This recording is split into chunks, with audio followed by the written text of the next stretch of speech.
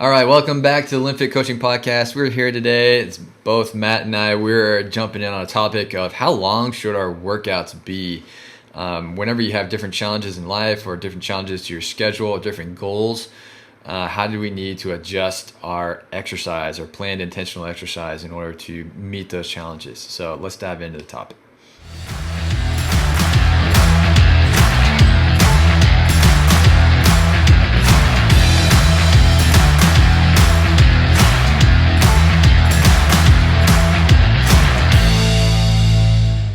Okay, so there's a lot of different directions I think we could go with this as far as how long should your workout be, but maybe let's talk about for different goals or different training types first, and then we can go through different challenges that might make you have to adjust. And so let's talk about like what could our different goals be that would influence our training. So what are your thoughts on that, Matt? Yeah, I think depending on what your goal is, if your goal is to run a marathon or anything, an Ironman, different things that are longer endurance based, you're going to need to practice those things and get better at them. And then on the flip side, a lot of people, like potentially, especially if you're just starting out, maybe your goal is to build muscle. It won't take necessarily as much work to get started at least. And so you could definitely get in the gym and get out much quicker. And so that's just two of the things that come to mind right away is there's a wide spectrum of what can be effective for different people. Yeah. So maybe even thinking of like your starting point, if you're an absolute beginner, doing a significant amount of exercise per workout might be pretty heavy on you. You might get too sore and that just kind of kills your motivation. So maybe a shorter duration of a workout could be really useful for you to sort of just start building that habit. And also allows your body to begin adapting safely and it's not overloading yourself too much. And if you're more advanced, maybe you're ready for longer, but depending on what your schedule is like. And if you have goals for, like you said, high endurance goals, like running marathons or doing triathlons or sprint triathlons or Ironmans, things like that. That type of training requires putting some mileage in at a certain pace. And that doesn't happen super fast. So you got to dedicate some time to that and figure out where that happens. I think that's why there's in the endurance community, there's sort of like the weekend warriors. There's the 4 or 5 a.m. wakers who get up so they can get it done because they don't have time the rest of the day. And then if you're kind of in between, you're trying to get some general fitness, you do several different types of things, some short, some long sessions. And if you're truly trying to prioritize strength only, you're trying to get as strong and powerful as you can, that in itself might have some varying times as well, because you have to give yourself time in between sets. Your actual work time might not be that much, but you have to rest in order to get the maximum out of it. Right. So let's talk a little bit about those. What about so an endurance athlete, someone who wants to run a marathon, break down like what does that commitment look like? Like if you're going to run a marathon, that's, what is that, like 26.2 miles? Yep. How long does that take? Just in basic training. Everything, I've never ran a marathon. Yeah. Surprise. But I've read online a lot of different things about it. People will train for months and months. And so just the time domain of the number of days and the time period of the year that it takes is quite a lot. But before you actually run your marathon or half marathon or anything like that, you're going to want to be close to to hitting that number of miles before your actual race, right? And so a marathon is 26.2 miles, so you're going to want to have runs that are over 20 miles. And so if you think about that as, maybe say you're running 6 miles per hour, just like a little jog, or even 7, just like a consistent pace. To get over 20 miles is going to take you 3-ish hours, right? And so, and of course, that's not going to be every day. You can't consistently do that day in, day out for your training. But that time is a huge commitment, right? That's a huge chunk of one day. And there's, just for hitting different goals, that's what you need to do sometimes, is have really long spanning workouts like that. I feel like the typical person would maybe have like a class setting or something that's like an hour long, including like a warm up, a cool down, stretching, something like that. And it's all compact into 1 hour. And your experience is like the hour timeline good for like the average gym goer? Is there other things that they could work on before or after? Or, any thoughts you have on that? Yeah, that's a good question. A lot of times that 1 hour is sort of like a cultural set time, you know, like whatever gym you go to, you kind of give an hour to it. It's like what a lot of people are able to commit in their personal lives. Once you get beyond an hour, then that's another level of commitment, you know, for your household, for your schedule throughout the day, or for a specific class if it's a group training format. But by and large, like a lot of people, like beyond an hour, you don't need much more than that. If you're intentional with how you approach that 1 hour of exercise, if you get proper warm up, you fit in all your exercise, and then you have a good cool down, then that sets you for the rest of the day. You can accomplish a lot in a 1 hour time span. Even if you're trying to be more of an endurance-based runner, or cycler or swimmer or something like that, you can still accomplish quite a bit in 1 hour. It may limit your ability to sort of like compete at a high level, but as far as just being generally fit and like preventing different chronic diseases, like you can just smash those out of the park with 1 hour of regular intentional exercise multiple days a week.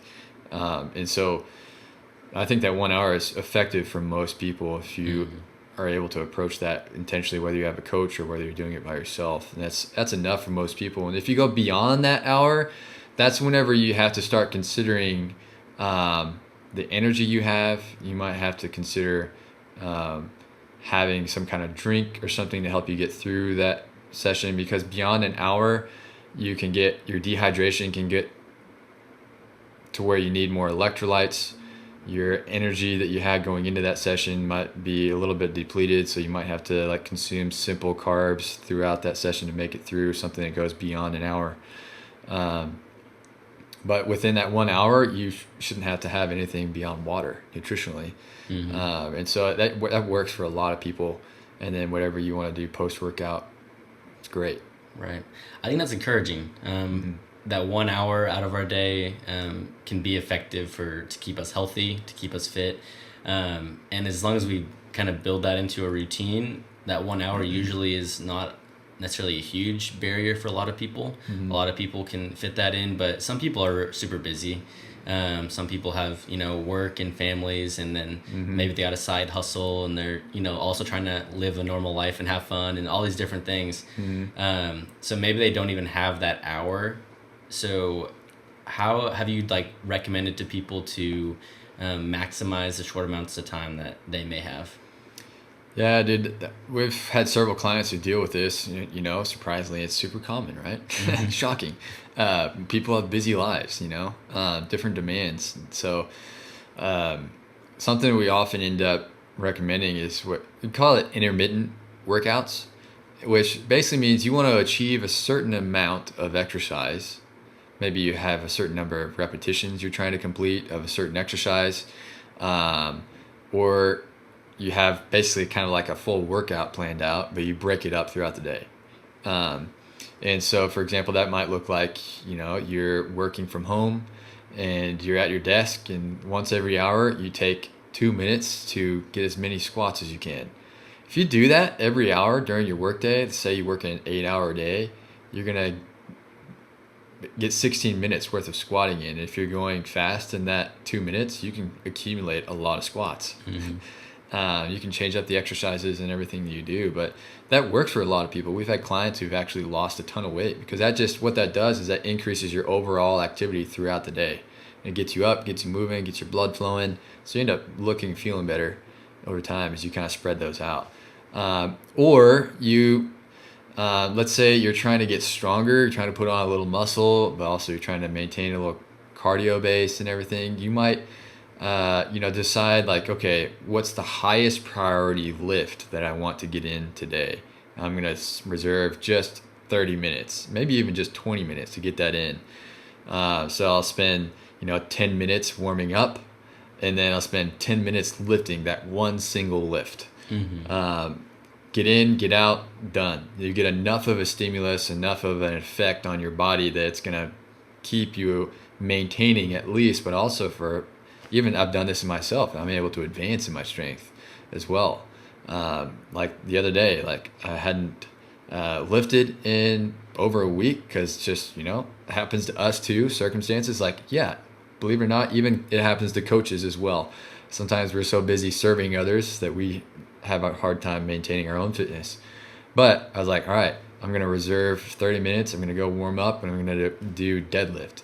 So I put a set weight on there, and then I just did 10 sets of 3 with 1 minute of rest in between. I got it done. And so got in, got out, and I was legit sore from that the next day. It was an effective workout for me. Those big compound movements are going to be great. Yeah. Like deadlift, squat, or any pressing, things like that are going to be super effective for for sure. Yeah, and then if you get another gap at the end of the day, like certain other exercises, you don't necessarily even have to have a significant warm up. So like if you have a rower or an exercise bike or something you have access to, you can hop on that, start off slow. You might stretch a little bit, get it on and off it, and then you get on there and you just sort of set a time, whatever time you have left, and you just go. You can choose a steady pace, or you can kind of go fast, slow, kind of interval based, and you're able to get some effective exercise in there. So breaking it up actually works pretty well for a lot of people whenever it's hard to dedicate that 1 hour or more. Right. The thing I love about, I think you called it intermittent exercise, right? Yep. So the thing I love about it is if you're trying to really improve on one specific thing, maybe for a lot of people, maybe push-ups or pull-ups or different things. And if you're working out at home, these can be super easy to do throughout the day. And I mean, how do you get better at push-ups and pull-ups? Well, you should probably do push-ups and pull-ups to get better at them. And so you can do a lot of small sets throughout the day, and you can accumulate this huge number of reps, more than you could if you did it all at one time. Yeah. And so you're going to see a lot of potential progress just by doing that throughout the day. It's crazy how it can accumulate. Like a personal story, there's one time I was staying in a hotel for a week, and I wanted to get better at pull-ups, and there was a hotel gym that was you walk by it every time you're walking out into the main lobby. And so I was like, okay, I'm just going to hop inside the gym and do 10 pull-ups every time I walk by. I ended up walking by often enough that I would get sometimes 100 pull-ups a day. It was kind of bizarre. I was like, whoa, that kind of worked, So I kind of had this trigger, if I walk by it, I got to do it. And so, I mean, that's one way. It's just kind of break it up, little sets of 10 throughout the day. If you're trying to get better at push-ups, it's I'm just going to do 10 here, 10 there. By the end of the day, you've accumulated a lot. Right. Yeah, but if we want to get specific gains, so let's say, for example, you're trying to get significantly stronger, you're trying to really improve your strength or muscle mass, you will at some point have to arrange your schedule to give more time to it. So, for example, if you're trying to be a competitive weightlifter, that kind of preparation, you'll need to warm up for 10 to 20 minutes. Then you'll need to build up to a certain weight when you're working to a certain percentage of that day. And then even if you're doing just sets of 1 to 5, you got to have, as much as 2 minutes, 90 seconds to 2 minutes of rest at least. Sometimes up to 3 to 5 minutes, depending on how maximal lift it is. And so those sessions can extend to an hour and a half to 2 hours sometimes for some people, because you're just trying to work in the volume that you need to get the effect that you want of building some strength in there. And that can happen with endurance events as well. Right. I think for things like weightlifting or things that have a higher skill barrier, you're going to need that extra time to make sure you're warmed up, make sure if something has a high mobility demand, you're going to need extra time, rather than, just the push-ups example. Most people can do push-ups or a version of push-ups wherever pretty quickly. But yeah, something like weightlifting is going to just take a little longer. Yeah. So Yeah, for sure. So I hope this explains a little bit about how like you can work in depending on your goals, and you can work in depending on your schedule. Like even if we're busy, and this doesn't have to be by yourself. This A lot of us have family. We have other people in our household or people that we're living with. Like invite them to do it with you. And just think of like back in lockdown and pandemic, didn't have any weights at home. I literally held my own kids and did different exercises, just like called dad exercises. And it actually works, and it's fun for them. It's a good influence for them to see like daddy prioritizes exercise and everything. And so it's a chance to influence those around you. Yeah, absolutely. But this is all good stuff. So this is just a little bit on how your workout might need to change depending on what your goals are, how much time you need to dedicate to it. But know that you don't have to dedicate a ton of time to getting a good effect from the exercise that you're planning on doing. And if your goals are higher, then that will gradually take more time out of your schedule. You'll have to carve out more time to dedicate to that training, to your recovery, to the whole training process. But for us to generally maintain our health, dividing it up throughout the day or just dedicating up to an hour of intentional exercise is all we're going to need. We can be really effective with that. And so I hope this encourages you to go get after it today. Thanks for tuning in. We'll catch you guys on the next one.